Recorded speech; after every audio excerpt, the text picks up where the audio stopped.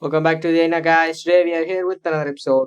In today's episode, I'm going to show you guys the two best attack strategies at Town Hall 11 using the bat spells. So the first attack strategy is going to be PekkaBoBat, and the next one is going to be Bat Slap.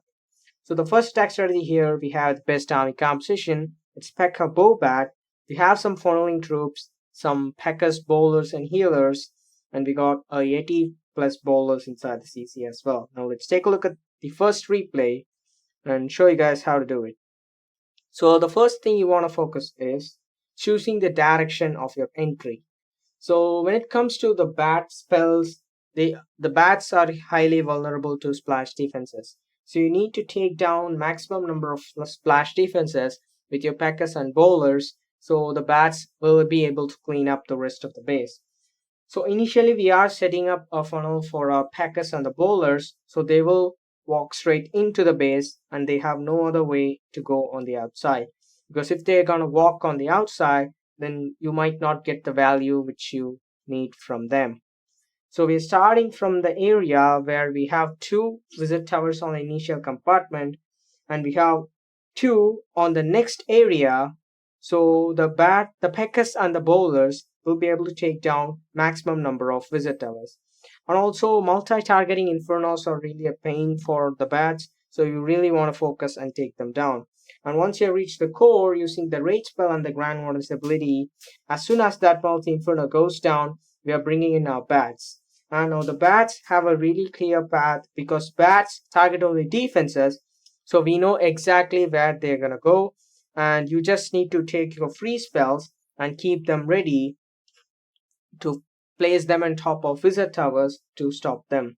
And you can see we have a tons of free spells, so we are just pre-placing the free spells on top of the wizard towers so the bats don't die to the wizard towers. Because if the bats go down, then your Pekkas and the bowlers may not be enough to clean up the base. Because you're using maximum of the spell space on the bat spells, so make sure you don't lose your bats to wizard towers or any other splash defenses. Also, one thing to take a note is that bats do not trigger any air bombs or things like that, so you need not worry about them.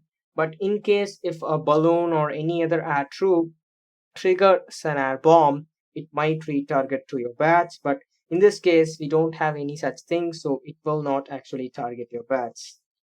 And that's all about the PekkaBoBat. So now let's move to the bat slap attack strategy.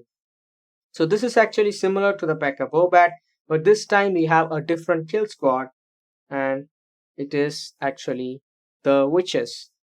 So now we're doing the same thing, but here we're actually falling down the base using a queen charge, and here comes a lava hound out of the CC, and we're gonna deal it with that easily.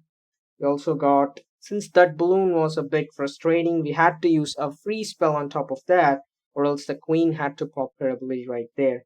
We also had one electro dragon falling down this base, and this time we are using a queen walk method to funnel the base.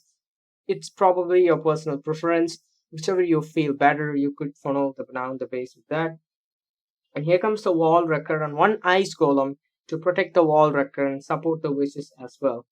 And the same strategy is going to be applied here. You just want to try and take down the maximum number of splash defenses, so your witches and the bats are going to be comfortable. So the wall wrecker is moving to the core, and here comes the Grand Warden's ability, protecting the wall wrecker through the rest of the base. You don't want your wall wrecker going down so early and your witches just going all around the base. You want them to go to where you actually need them to go. And single infernos are not gonna do that much thing to bats and also to witches. So if you find a base with single infernos, you might want to consider using this strategy. Also, the Yeti inside the clan castle is really great, as the Yeti mites can deal a lot of damage. Here comes the bats from this side. Since we have taken down a huge section of the base, now the bats can easily move through the rest of the defenses. And also, visit towers, as I said, is going to be a primary target. But in some cases, X-bows might be a bit trouble for the bats as well, because X-bows are fast shooting defenses, so they might take down your bats soon. So if you find two X-bows together on a compartment completely targeting on your bats, you might want to freeze it if there's no visit towers at the back end. You always want to try and save your bats for the visit towers, but in case you need to use it to protect the bats, you have to freeze the expos in some cases. And also, Tesla farms could be quick in taking down the bats, but most probably the bats are overwhelming on the defenses. They'll easily one shot every single defense and move through the rest. So here we're taking a look at an example where the bats was not able to make through all the way through the rest of the base, but we still have the witches left out, which will come back and take a look at this attack. It's a 3-star. The witches, which you deployed at the starting of the attack, made it till the end and triple that base. So those were the 2 attack strategies that I want to share you guys using the bat spells. And if you're new to my channel, make sure you guys subscribe and turn on the notification bell so you don't miss any of these kind of awesome attack strategies.